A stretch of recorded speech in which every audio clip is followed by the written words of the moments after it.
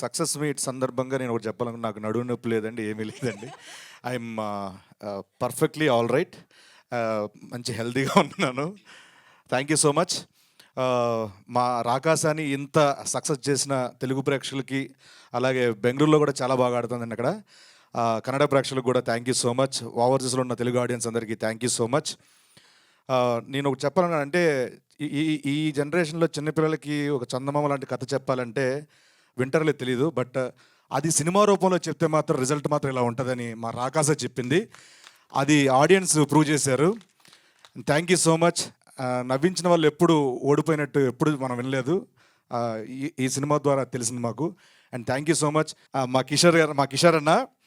అంటే నాకు ఈ రాకాస సినిమా ద్వారా నేను చాలా అంటే నాకు అన్నంటే నాకు చాలా ఇష్టం. స్టేజ్ మీద ఉన్నారు కాబట్టి మీ గురించి చెప్పాలన్నా, ఉన్నారు కానీ కాదు మామూలు లేకపోతే చెప్తాను. ఒక యాక్టర్గా కాకుండా ఆయన చూసి చాలా నేర్చుకోవచ్చు. ఒక ఆర్టిస్ట్, ఒక యాక్టర్ ఎలా ఉండాలి. కిషోర్ యా మిమ్మల్ని చూసాను. చూడకుండా కూడా చేసుకోవచ్చు. అంటే సెట్లో ఎలా ఉండాలి అండ్ డైరెక్టర్లతో ఎలా ఉండాలి, వాట్ ఎవర్ అన్నీ నేర్చుకుంటూ ఉంటాను నేను. And thank you so much అని. మీతో పాటు కాంబినేషన్ ఉన్నా లేకపోయినా నేను ఇండస్ట్రీలో ఉన్నంతకాలం మీతో ఫ్రెండ్లీగా ఉంటే చాలు, ఫ్రెండ్షిప్ చేస్తే చాలు అనుకుంటాను నేను. Thank you so much. ఈ సందర్భంగా నాకు ఒక ప్రామిస్ చేస్తారా?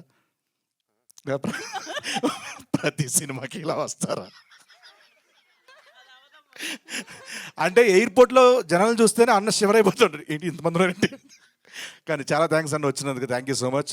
అండ్ వన్స్ అగైన్ అందరికీ పేరు పేరున థ్యాంక్ యూ సో. తెలుగు ప్రేక్షకులందరికీ థ్యాంక్ యూ సో మచ్.